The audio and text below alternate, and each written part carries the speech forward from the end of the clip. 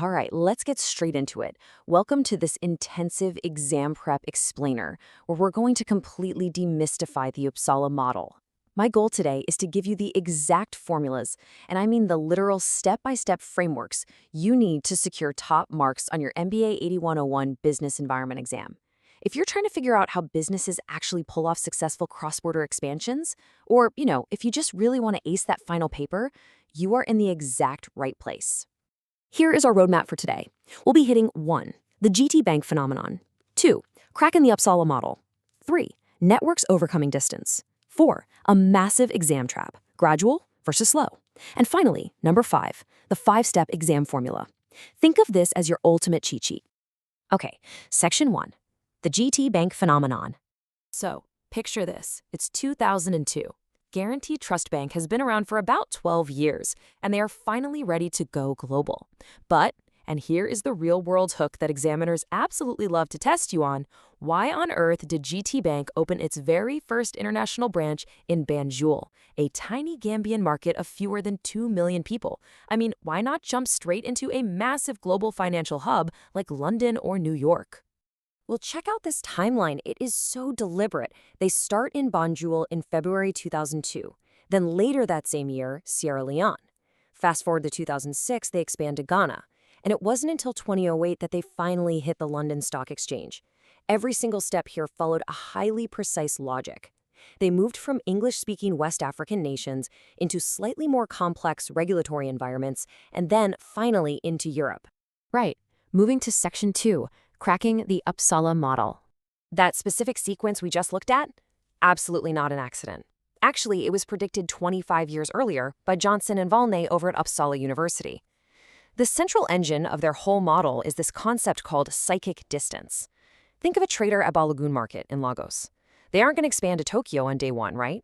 They'd expand to Ibadan first because they share the same language, market culture, and business norms.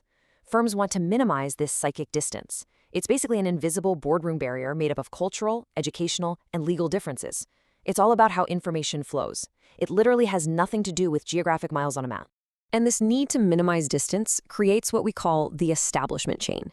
It's a 4-stage sequence where gaining real, on-the-ground experiential knowledge gradually justifies making deeper, much more expensive local commitments. You start out with just sporadic sales, then maybe you get a local agent, next comes a sales subsidiary, and finally, full local production. It's kind of like a dried fish exporter in Badagry. They're going to test the waters right across the border in Benin Republic first. They figure out the local buying seasons and the cross-border logistics before they ever dream of scaling to a tough market like Europe.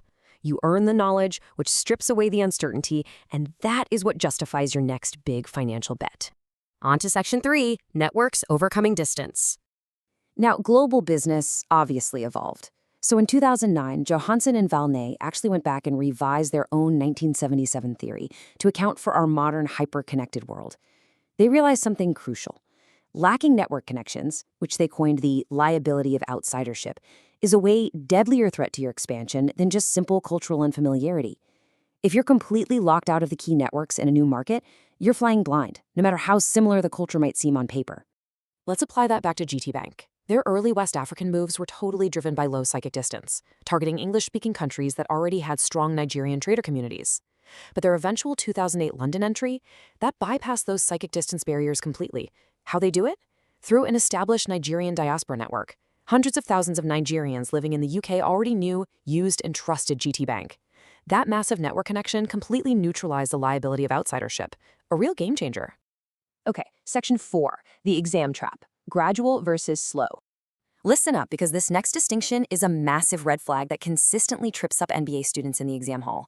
The examiner will absolutely test if you know the difference between being gradual and being slow. Please don't mix these up. Gradual strictly refers to the logical sequencing of markets based on psychic distance, moving systematically from the familiar to the unfamiliar. That is completely different from being slow in your actual calendar execution.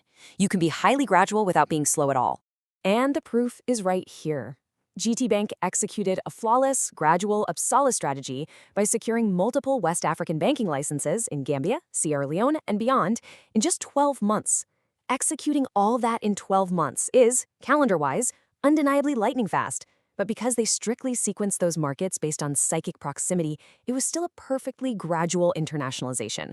Do not let the examiner catch you slipping on that definition.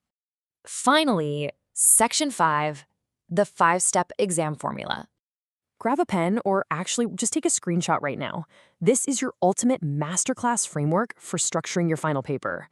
To absolutely crush any case study question, follow these 5 steps rigidly. First, define the core model. Johanson and Vahlne, 1977, incremental expansion. Second, outline the core constructs, like psychic distance and the establishment chain. Third, apply to a local example. You could use GTBank or even Dangote Cement, who masterfully dominated Nigeria, expanded of familiar West African neighbors, and then tackled distant markets like South Africa. Fourth, highlight the local frictions. And fifth, wrap it up with a strong conclusion. Let's zoom in on step 4 for a second, because this is where you earn those distinction marks. You have to explain how real-world frictions challenge the pure Uppsala model in a place like Nigeria. Talk about how capital constraints force a lot of SMEs to just stall out at stage 2. Bring up the fintech exception, how companies like Flutterwave use massive venture capital and digital networks to just skip stages entirely and jump straight to the US or the UK. And don't forget to mention ECOWAS regulatory traps, where a psychically close market like Ghana can still throw up massive institutional hurdles that severely delay entry.